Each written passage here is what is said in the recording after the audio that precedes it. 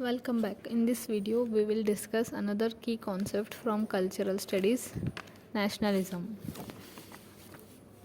Nationalism, writes Madan Sarup, is a deeply contradictory enterprise. This is because it is politically ambiguous and may be mobilized through symbolic cultural texts, images, myths, and history, either for conservative or progressive ends. In either form, it is likely to invoke the authenticity of an essentialist definition of national identity and to employ this in distinguishing the absolute boundaries of one nation from another.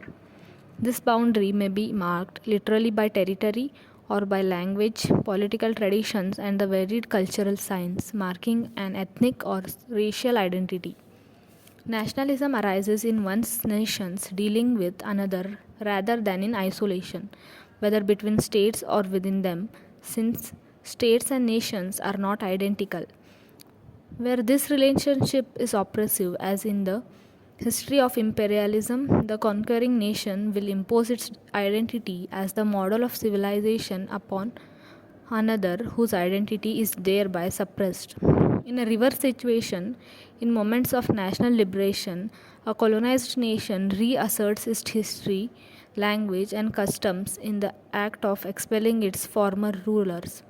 One of the ensuring contradictions is that nationalist struggles are often led by a native bourgeois intelligentsia formed by the colonial power which comes to occupy the institutions and role of the former colonizers.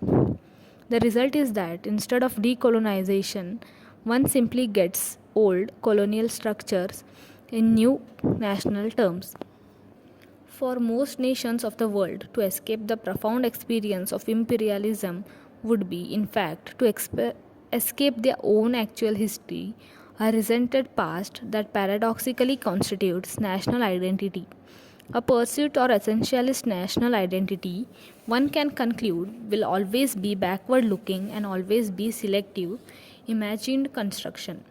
Much post colonial theory and criticism is concerned with the issues involved here and commonly argues for a mixed and hybridized nation of individual and national identity. Essentialist ideas of the nation have been further undermined by developments in information technologies and the expansion of global markets. Globalization has meant that much of the world's business and communication proceeds over and above the lines drawn by national frontiers and beyond the jurisdiction and political authority of nation states. Arguably, this continues the earlier process of imperialism by other means. By the same token, it does not rule out a defensive counter assertion of discrete national identities, nor does the internalization of communication networks spell the end of a sense of national unity. I hope you must have got at least a brief introduction about the concept of nationalism. Thank you for watching.